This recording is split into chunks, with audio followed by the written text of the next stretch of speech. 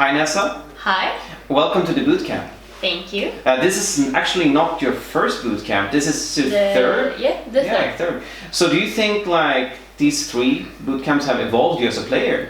Yeah, for me that hasn't gone to LAN before, it's very good to get the experience of playing in another place than your home. So it's it gets a more of a routine for me. So it's Do you feel like if you're gonna go to a LAN, you were actually at DreamHack. Yeah. So you've been to one LAN so far. Yeah. One, I would say, quite big female competition. Yeah. Did you feel that there was a lot of pressure on you when you have the cameras up in your face, you have people watching you? No, because when I play, I often zoom in, so I go into myself and focus me in the screen and the game. But I don't really like being in front of the camera sometimes. So it's not under the matches. Then it was more focus on the match, but around it, it was. So you could say that you focus a lot on the game and you close everything out that's around you. Yeah, exactly. How do you feel about Counter-Strike? This is your main game. Do you actually play other games too? Is Counter-Strike the only thing that you do? Pretty much. I'm very a person that when I do stuff I go all in it. Mm-hmm.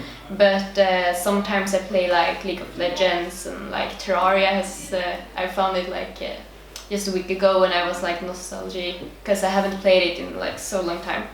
But no, I mostly only play csgo. So before Counter-Strike, did you play games? Yes, I started playing games like Minecraft, but then I realized it wasn't that funny because when you were finished with it, we tried to make it a competition, but it wasn't really working out. So then we found League of Legends, and eventually that got pretty boring as well. And then my friend introduced me to CSGO.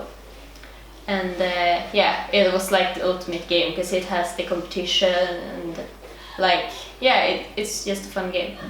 So you can say that the excitement in Counter-Strike, the adrenaline rush that comes when you shoot someone or you do something good, and also the disappointment.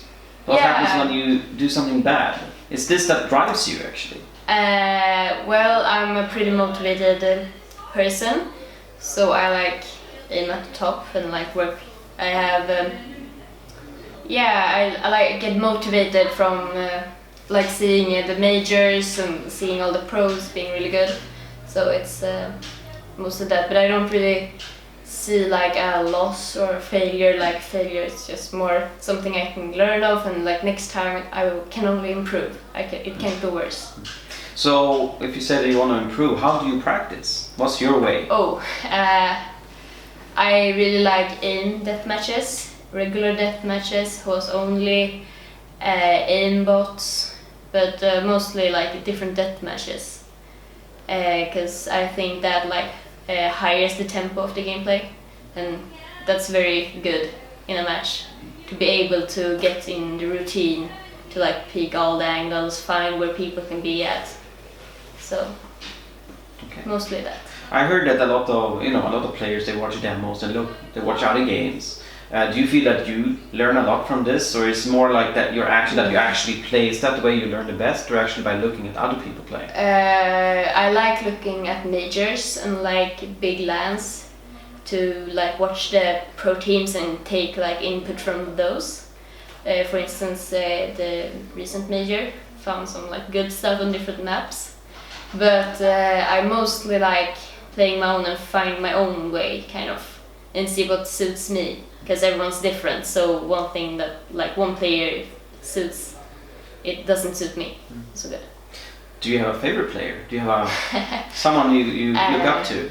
Yeah, when I started playing, the Fnatic was the best in the world, so I got really motivated by them. They were sweet, so mostly a Fnatic player like Wolfmeister or maybe Flasha, since they're such sick players. All right. So is your goal to become as good as them or better? Better. Do you think how much time would it take for you to become a better player than them? Well, since I've only played competitive or found out that there was a competitive female scene for almost a year now, I feel like I have some more years to put in and some more hours. So there's a lot of discussion about older players. How old can you be to play Counter-Strike on a competitive level?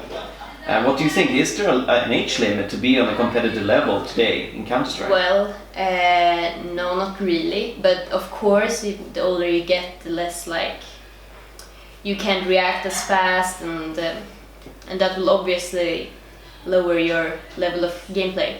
But in the same time, like Virtus Pro, they have a lot of older players compared to the others. So I guess that proves that it doesn't. You can do it, but I think it's better if you're younger. So if we go outside of gaming, if we look at, do you have some hobbies? Well, I do horseback riding quite a lot. Mm-hmm. And this is, you can say, Counter-Strike and horseback riding that's the thing you do. That's you. Pretty much. All right. Yeah. So how did you get into horseback riding? I mean, that's since you was a kid? Yeah, I think I've done it since I was like 6-year-old or something, because quite near my home there's a stable, and one friend of mine started riding, so I was with her and like, oh, this looks fun, and then I got into that and tried. All right. Did you do this competitive? Do you also? Yeah, I do, like sometimes, but not that much, since I'm like trying to not ride as much as I did before, because I feel like I'm getting older. Since I'm 18 now, I can't really do like this competitions on ponies. I need to do like do them on big horses, and I think those aren't that funny. So, but when you competed, did you have the same kind of emotions when you played Counter-Strike? Is this the adrenaline and disappointment, or is it? Well, yeah, not disappointment really. Since it's an animal, I can't really like predict how the horse will feel today or what will happen, but I can control myself in the game, so I can only blame myself on the game. But in like horseback riding, it's more like you need to work with the horse, and that sometimes it works out and sometimes it don't. So, all right. Yeah. So do you have any last words to say, like maybe new female gamers that's coming up and want to start playing, that actually don't know about the competitive scene or actually don't know any players? What should you do? What's your tip? I think for me it was really hard. I think I like played CS like a half a year before I even found out that there was like girls playing it as well. So I think just follow, like try to find Twitters or Facebook pages and find other girls, because often when you're going to connect it to 1 or 2 girls, you can get like to know more girls, and just like do your best and don't let anyone push you down. Right, so social networking. Yeah, I think that's, because then you will get to know more girls and it's so much fun. Okay. So.